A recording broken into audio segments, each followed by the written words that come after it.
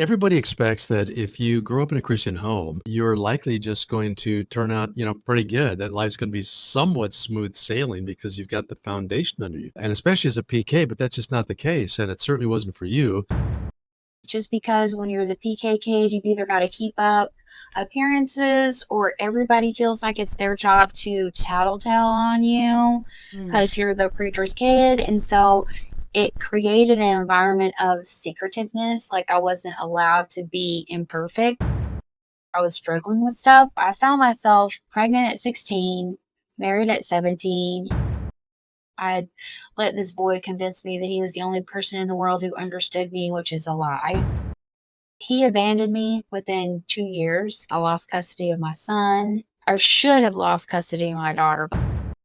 We were homeless twice. Like I was on the side of the street just trying to keep people from taking our stuff. Stories stir the soul. Stories reveal. And stories heal. In this podcast, we will give you an inside look at someone who's had a life-changing breakthrough. Real people, real stories with real breakthroughs. As a health and wellness expert and coach, and Todd as a men's mentor, we've seen firsthand what God can do when it comes to a breakthrough. So lean in, listen well. This could be your biggest breakthrough.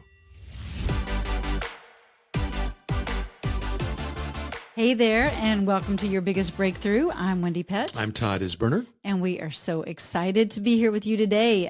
We are. We were talking earlier before we started the podcast about, how you can just kind of be going through life and everything's hunky-dory and then bam, you get blindsided and your life changes within an instant. And we've heard so many stories, not just within Your Biggest Breakthrough, of different podcast episodes, but just in people we talk with. Yeah, just recently, in fact, it's really, it's like you're on cruise control. We know some people who are there, and then all of a sudden, wham, out of the blue, this unpredictable thing hits them, devastates them, messes up their life big time, and somehow they find a way to go on.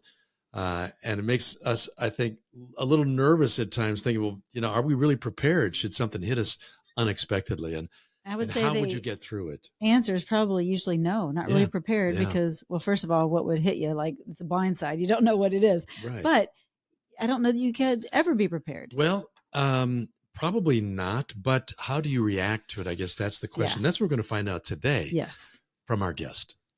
Michelle Ross is our guest today. She's president and general manager of KSWP Radio in Lufkin, Texas. It's a station her father started over 30 years ago.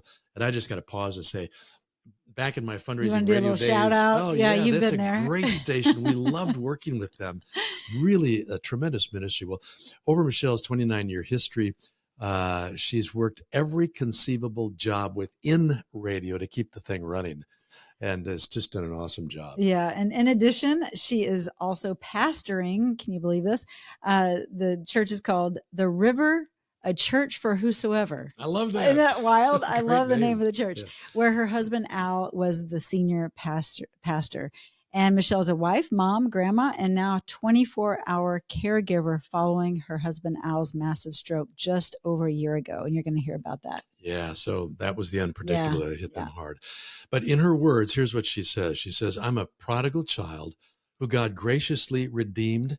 I feel like I've had so many breakthroughs, like a return to Christ, healing in my marriage after abuse and bad decisions, receiving God's gift of a wonderful husband, a breakthrough in my body from disabling pain and crippling food allergies, and the grace to continue on in my current journey when I have no idea how or if my husband will recover. And that's why every day for me is a walk of faith and trust. Wow. And yes, that is why we have her joining us today. You're going to be encouraged big time in your faith and challenged as you listen to Michelle's story and how she depends upon the Lord. Well, welcome, Michelle Ross, to Your Biggest Breakthrough. We are excited to have you today. Thanks for joining us. Thank you. Glad to be here. You know what I love about Michelle? She's got a smiler on her face. If you could see this on YouTube version, you'd see that smile on her face all the time. When you hear what she's gone through and is going through, you'll say, wow, how does she smile through all of that? And there are lots of challenges that all of us face. But Michelle, you've got a very unique story, and we want to begin to unpack that. So I want to just start out by just asking you straight up, because you're the one who said this. You said that every day is a walk of faith and trust. Why do you say that? Why is it a walk of faith and trust for you? Well, currently, at the moment, my husband of almost 17 years had a stroke in October of 2022. And so on October 18th, he was full-time pastor of our church and working 40 hours a week, and we were living our best life.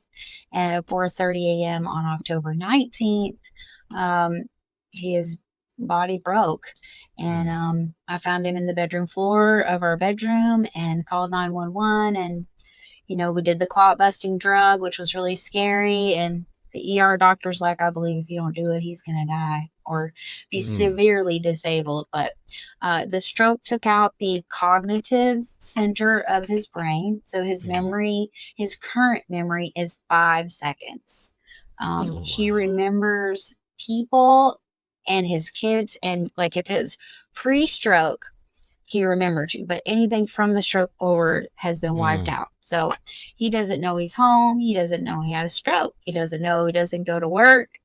He requires 24/7 care. Like he can't, feed himself, clean himself, groom himself. He can't get out of bed. I have to use a lift and a sling and get him in his wheelchair. And it really is Toddlerville, USA, which is a little bit hard because he's 6'4" and always been a strong, guy. And you just don't know what every day looks like. And so it's just a walk of faith. You think if you do everything right, that nothing bad will happen. But it's just not the way it works. And so, you just have to trust God. But expand on that a little bit, because when you think everything's, going okay and you're doing everything right, and then the unexpected happens, did it test your faith? Did it challenge you to begin to ask questions?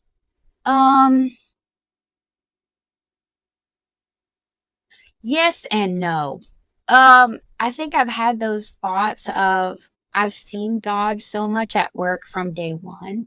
Like I've seen how God intervened. I can't, it would take 2 or 3 podcasts to tell you about just nurses that came in at the right time, or the weird circumstances about how we ended up in the certain rehab, or just, they're not coincidences. I don't believe in coincidences. And so sometimes I'm like, I've seen a lot of growth in my life. I've seen a lot of growth in our church members and our body. Sometimes I'm like, God, is he suffering so that we could grow? Like you think that, and then you think, sometimes this is really worst case scenario for him because I knew how he wanted to end his life or how he didn't. So you kind of ask God, like, how can you be working and be so good when things aren't so good? That's been a little bit hard for me to wrap my head around, about how the goodness of God can be so prevalent when I feel like things are so sad, or not good. I think that is a beautiful point, Michelle, because it's the joy of the Lord that is our strength. And joy doesn't mean happy, right? But it's that deep knowing, that joy, right? And you carry his joy and you shine so bright for him. And in the midst of, pruning, if you will, of these tough seasons, he's helping everyone in this experience and season flourish, including you and your church. And so let's talk a little bit about your faith personally, and just your faith walk, and how this, we've talked about how the Lord is flourishing you even more, but let's talk about where that all started, your faith walk. Well, I grew up a PK kid. I don't remember my life before Christ. A rebellious one, or yeah, in other words, my parents went to Bible school, and my grandparents used to joke, we wanted your mom and dad to get saved, but not that saved. But at some point, your faith has to become your faith, not your parents' faith. Right. And so when I turned like 16 or 17, I got into some trouble, and then got involved in some abusive marriages. and I wasn't going to church. I felt like as soon as I got out from underneath my parents, I was like, I know the Bible, I know Jesus, I'm going to heaven. Why do I really need to go to church? Like, I was happy to not, be living on church grounds like a lot of PK kids do. And then my life just continued to fall apart, and it just fell apart and fell apart and fell apart until it was broken and then smashed and stepped on a few times. And let's talk about the depth of that fall apart. Yeah. The depth of that fall apart. You want to know the depth of the fall apart? I want to know the juicy stuff. Come on, Michelle. Because everybody expects that if you grow up in a Christian home, you're likely just going to turn out, pretty good. That life's going to be somewhat smooth sailing because you've got the foundation under you. And especially as a PK, but that's just not the case. And it certainly wasn't for you. So you got off track, and really off track. I was a compliant child. So my parents thought that they could trust me. I highly encourage parents not to trust their compliant teenagers because they're still teenagers. And so they gave me just a little bit too much leeway, and I got myself into trouble. And I felt really isolated. I didn't feel like I had anybody that I could talk to. Just because when you're the PK kid, you've either got to keep up appearances or everybody feels like it's their job to tattletale on you because you're the preacher's kid. And so it created an environment of secretiveness. Like, I wasn't allowed to be imperfect. And so I was struggling with stuff, but I was afraid that my parents would just like cut off what little friendships I had. And the devil just lies to you. He just lies to you about things and convinces you your parents don't understand. So I found myself pregnant and married. I was pregnant at 16, married at 17. My parents really didn't want me to get married, but I was like, that's all I wanted to be at the time, was a mom. I wanted to be a mom. I wanted to have 4 or 5 kids. And anyway, I let this boy convince me that he was the only person in the world who understood me, which is a lie. And anyway, so he abandoned me within 2 years.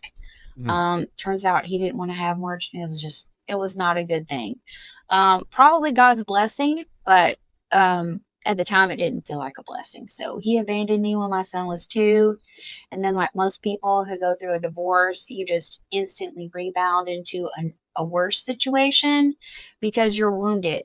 If you're divorced and you don't think you're wounded, you're just not. You'll see 5 or 10 years down the road that you really were wounded. So I didn't grow up around, I was going to say, so you're really kind of cautioning people that are divorced or have gone through divorce. Don't go rushing into something. Give yourself and give God a time to be able to heal you from the inside out before you end up in that next relationship. Because you're hurt and you just knee-jerk into whatever. You're really hurt, and I've seen it. I've counseled with people. They don't listen most of the time, but as a person who's been through it, you can see it, and they're walking in hurt. So I rebounded. So you rebounded. I rebounded into a worse situation. And I didn't really grow up around people who lied. Like, I grew up in a home and my parents really sheltered me. And so I wasn't exposed to a lot of stuff. So then whenever I thought I was all grown up, I didn't know how to handle anything as far as the world went. Like, I didn't really know how to handle it. So I got in a worse situation. And then I fell into the condemnation of, well, I didn't seek God about this relationship, and I wasn't living for God when I got in this relationship. So I made my bed and I was going to lie in it. So it was not the viewpoint of my family or my friends, but that's what I told myself. And so I watched other women like pray their husbands through. And anyway, it did not work. So after 10 years, I made my escape in the middle of the night, literally risking my life. So it was very much an abusive relationship. Yeah. So I hid out, but in that relationship, I walked through drug abuse. Praise God, he was really selfish about the drugs. I know that sounds terrible, but I probably would have gone further into addiction if he hadn't have been selfish in that area, but I walked through with some drug addiction, and I lost custody of my son. I should have lost custody of my daughter, but the grace of God, for some reason, protected me. And we were homeless twice. Like, I was on the side of the street just trying to keep people from taking our stuff. And how long were you sleeping in- homeless? Like, let's talk about that for just a second. About 6 or 7 months, probably. Wow. I always put money in the red kettle because the Salvation Army family shelter really saved our bacon. But stayed in crack hotels, saw a whole different life than I had never seen before. So, and did your parents know that you were living on the street, or did you keep that a secret too? And you just I did, but just to show my age a little bit, there weren't really cell phones. And so, you know, and to call home was like long distance. So you didn't call. And so they probably didn't know the worst of it. They knew that I was with somebody that was not good for me. And they knew that we were probably in danger. But they loved me and prayed for me through all of it. They just showed me some crazy unconditional love. Well, did you maintain what you thought was a relationship with God while you were in that place? You're homeless. I guess if you want to call it that, like, you know, I just thought I had already checked the boxes. You know what I mean? Like, Ashley is in my heart. I got baptized. Like, you know, it's not about going to church. You know, saved, always saved. Yes. When and how did it come back together for you so that the reality of who God is and your relationship with him, when did that really connect for you, and how did that happen? Well, shortly before my 30th birthday, I was kind of at my rope's end, and I ended up going to a church that did an Experiencing God Bible study. Good old Blackaby Experiencing God thing. Yeah. And so I wanted to do that, and I wanted to somehow get connected again, because life was just, it was not good. And so I was doing that Bible study, and I believe it's like day one or part of week one where you're seeing God at work all around you. And one day I was just in my room, and the scripture of the day was from Matthew about, you know, why are you worried about what you're going to wear or what you're going to eat? And it just felt like the words just 3D came off the page, and I was hearing them in stereo surround sound. And good. I was like, and you weren't at the radio station. Whoa. I'm like, what is happening? Yeah, no, I'm just like, anyway, I was like, that God's actually talking to me. And I just felt his presence in the room at that time. And once you experience God in a way like that, then you're kind of like, okay, what I've been living is like fake. It's not legit. Like, I want some more of this. And so I just, from that day on, I've just been changed. So I asked my dad, I was like, Dad, what is the thing? Like, why is it so different? You said, well, sweetheart, the only way I know how to really say it is you asked Jesus into your heart when you were a child, but you made Jesus Lord of your life as you got older. So I put him in charge versus me, and then it just became my relationship. So I wonder if that isn't the case even for some who are listening, or some who have loved ones that are listening, and they know that their loved one has asked Jesus into their heart, but there doesn't seem to be real evidence of Jesus actively living through them. Right. So what do they do, Michelle? How do you get to that point? I mean, everybody's not going to find that same experience that you did, walk into that church and find the right Bible study. So what would you tell them? Well, I would say I would pray that they would have that encounter. So I just met a listener yesterday who was in the military, living a life of alcoholism and drunk, and he had gotten a Bible at his high school graduation. For some reason, he put it in his gear when he left for the military, and he's drunk and sad, and he opens the Bible and God speaks to him. And the power I would just say that's how I pray. I always pray, Lord, let this person encounter you, like in a real tangible way. And that's just a prayer, and then I just pray God reaches them somewhere, some way, and He will. That's so good. Eventually. He will. I That's right. am evidence that if you keep praying, Hey, we all three are. God will answer. Yeah. He is so faithful. Well, let's I know, I had you send in a few notes before this podcast, and on the notes, you mentioned that you actually went through 5 years of extreme health issues. And so let's talk about that and how the Lord met you there in the midst of these health issues and what you were dealing with. Well, that was really hard. So I developed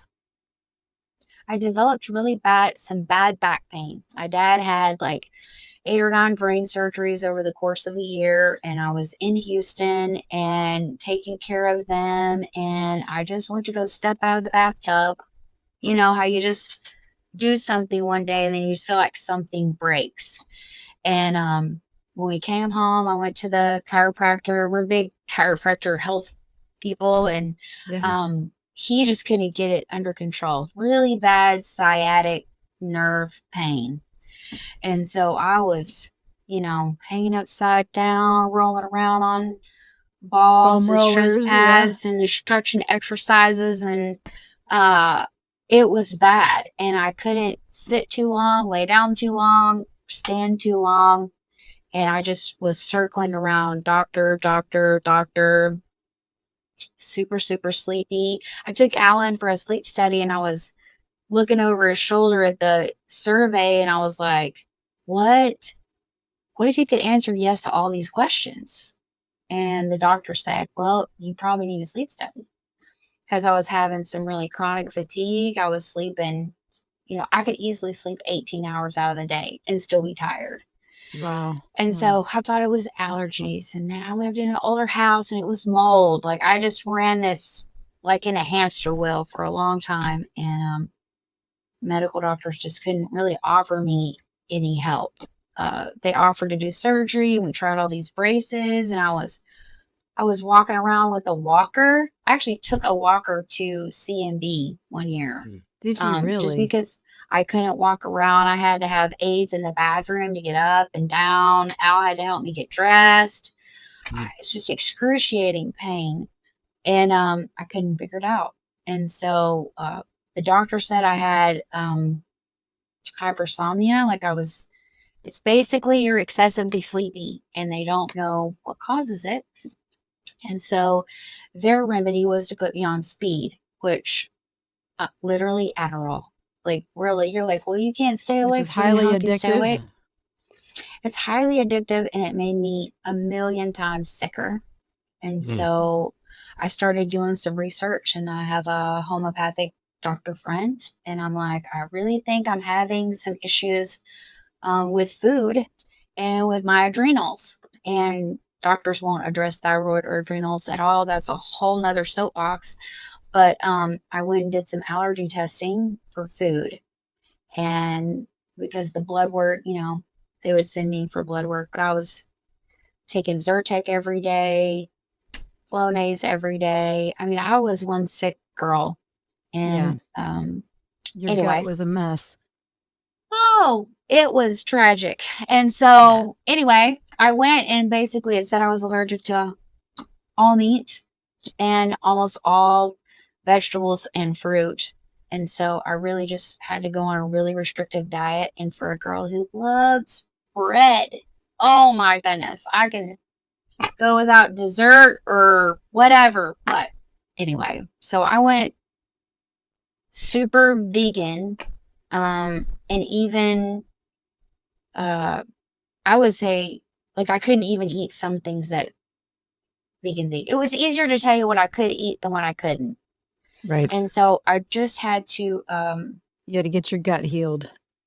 I had to get my gut healed, but I had to heal my mind as well. Like, the Lord made me aware of a lot of things that I was watching and reading and participating in and speaking, and I had eliminated like all joy from your my nutrients. life. Well, yes, all my nutrients. They didn't help either, but I found myself just in this sick cycle when you don't feel good. You're just reclusive, and part of that reclusiveness was to escape. and then you're escaping to Netflix or whatever's on your screen. And if it's bad, if you're watching people argue and backstab each other for, 10 hours a day, you're not feeding your spirit the right things. So you're just going to work and then consuming trash. Yeah, and your body responds at the cellular level. So it does. Yeah. And so I cleaned up my diet, and then I started doing things. I was like, well, Show, what is it that you used to do that used to bring you joy? So that was reading and gardening. And so I picked both of those up and just decided a little bit every day. And you know what? Once I cleaned up my diet and my thought life and started filling my bucket with stuff that feeds my spirit and connecting to God in different ways. You know what? No surgery, no back pain, only chiropractors on maintenance and the allergies. But people who knew me back then just would say I felt like a chemo patient that wasn't on chemo. But it really was a total body, mind change, transformation. I was just thinking the same. It's like a body, mind, spirit connection, all three of those components. And the spirit part of it tends to really shrink down when the body and the mind aren't functioning. All connected. Right? We get preoccupied and sort of overwhelmed, and we take those avenues of escape or self-help kinds of medications, if you will, whether that's going to screens or alcohol or whatever it might be. But I love the fact that you are stubborn enough that even as a recluse pulling back, trying to sort of self-medicate yourself, you weren't satisfied. It's like God kept pushing you until you found the answer. And I think that's a work for all of us. Her heart wasn't being filled. It couldn't be. Yeah, but also we've got to be stubbornly assertive in making sure that we're trying to figure out a solution. And with God's help and a strength and a stamina, you can get through to the other side. Yeah, that one turning point, I think, to clean up my mind, like my mental mess, was at Sheraton. A volunteer asked me to speak for a ladies' event. And I was like, how am I going to speak at a ladies' event? Like, I don't have time. I don't know what I'm going to do. And the Lord just began to give me a word. And then I was like, you know what? I'll cut out 30 minutes of Netflix every night. And that's how I started. I cut out 30 minutes at a time. And then once you start detoxing off of all that stuff, then you're like, oh, I need an hour. And then let's do Bible study before we go to work. And let's incorporate worship. And then it just, it's amazing how you realize, you realize how much time you wasted or whatever, and how it's just that hole that only God can fill, that we've tried to fill with other things. Well, Wendy and I were talking last night just about your life and your story. And first of all, we're amazed that you do what you do. Seriously. I mean, you're a radio executive. You've been in it for years. You're Wonder Woman. You're managing the radio station, which is a ton of work. And you kind of came up through the ranks. You got every aspect of radio under the belt, so you know what you're doing. But on top of all that, you're pastoring a small congregation right now. You're giving 24-hour care to your husband. You've got a lot of people sort of pulling it. We don't know how you do it. No. How in the world are you doing this? Yes. You need your rest. Yeah. I promise you, I sleep because people get hangry. I have trouble sleeping, but I have an army of people that have just wrapped their arm around me and helped me. So my staff does their best to help me. My church family helps me. So it's been a year and a half now. And somebody still helps me mow my yard. My neighbor across the street mowed my yard every week last summer. So I didn't have to worry about it. Somebody from the church still brings me dinner 3 nights a week at home. And then my grandson has started helping a little extra time on the weekends. But I do make it a point to do things for me. I schedule in some me time so that I can take a long shower or get coffee. That's kind of my thing right now. Like, I'll take a drive and get coffee every day. I still try to listen to my audiobooks. You need to be restored so you've got the energy to care for Al, right?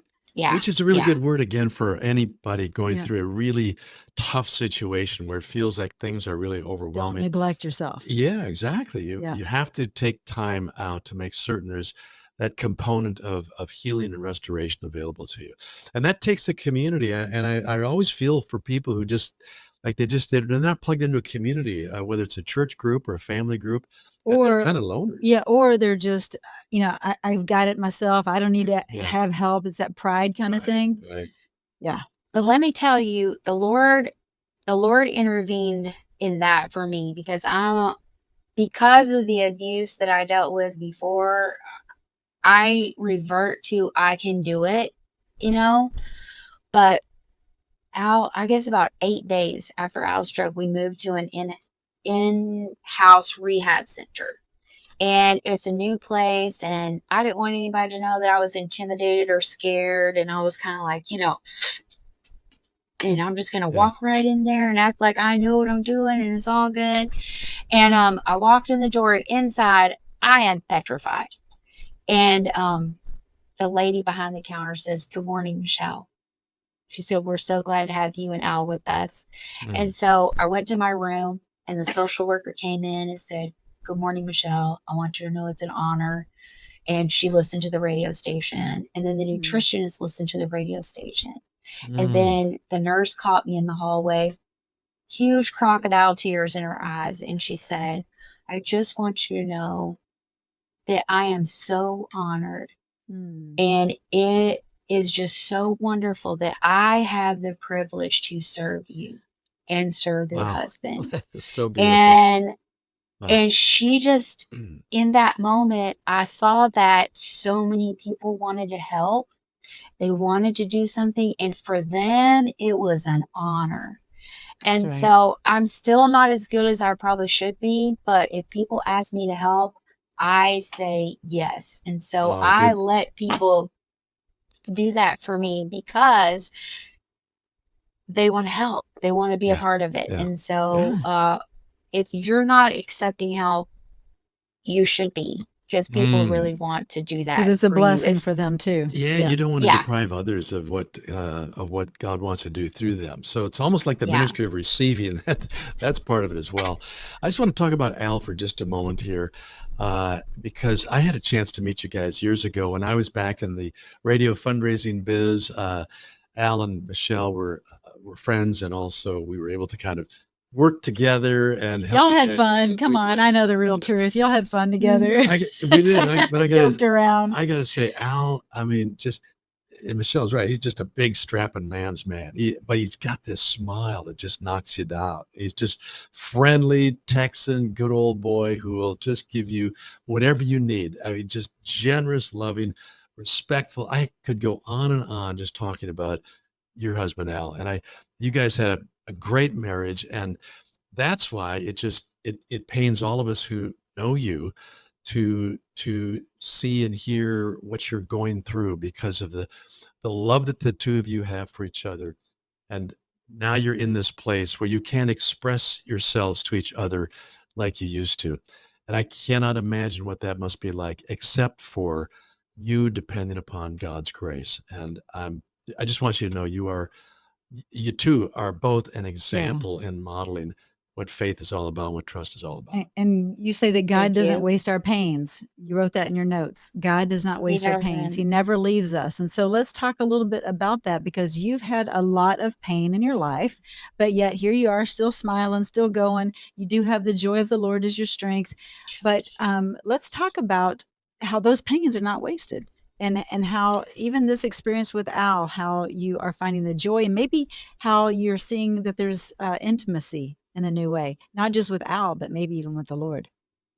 Yeah, for sure with the Lord. And we just learned to laugh a lot. Like, if you dealt with a person that has like Alzheimer's or dementia or whatever, you have to laugh. It's really funny. And you just have to find the joy and stuff. It cracks me up, because if you walk into our house and you leave and you say bye, I promise you the last words Al will say to you is, "If you need anything, you just call me." Like, he's coming. Like, I'm going to be there.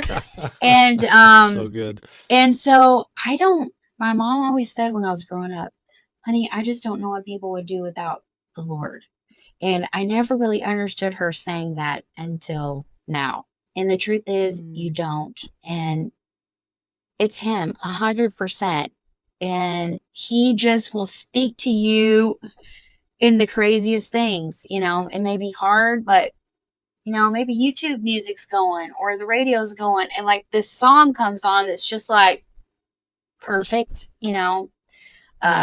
for exactly what you need. He has a way to whisper those things. Yeah. He is in the details, and he's just right on time. And if you look, part of that's back to that Experiencing God Bible study, but if you look, you will see God at work. If you're determined to see him at work in your life, you will see it even in the hospital, even in the, for him to put us in a rehab that I didn't choose. I wanted to do another rehab, but to put us in a rehab then where I was surrounded by people who listen to the station every day, like God did that for me. Like, not only was Al cared for, but he did it for me. Yeah. And it just showed me he's paying attention. And so he's not paying attention. Yeah, and I think what you say is just profoundly true for us too. God is always paying attention, are we? And one of the things that your life seems to speak of, Michelle, is that even in your brokenness and all those hard times in the early days and hard times you're going through now, and in spite of your pain, you're willing to look for the power of God and for the glory of God to come shining through. And I think that's just a tremendous lesson. Like, keep your eyes open, be alert, invite God into your brokenness and into your pain, and watch his power at work. And that's why he came. Right, Michelle. That's why he came. See, people are watching you and Al. You know what I mean? They are seeing the Jesus in you, both. And their faith is being lifted up. I mean, ours, we're just reading your bio and all that you've gone through. We're like, oh my goodness, we're encouraged, right? And so, that's how God works. He uses people's lives and their tough stuff, their pain, to help strengthen other people's faith. But you do speak to a lot of women. You help a lot of women in the church and at the radio station, and just probably at the grocery store, to be quite honest, because that's how you are. You're just a friendly face and a friendly smile. I might help you find something. Yeah.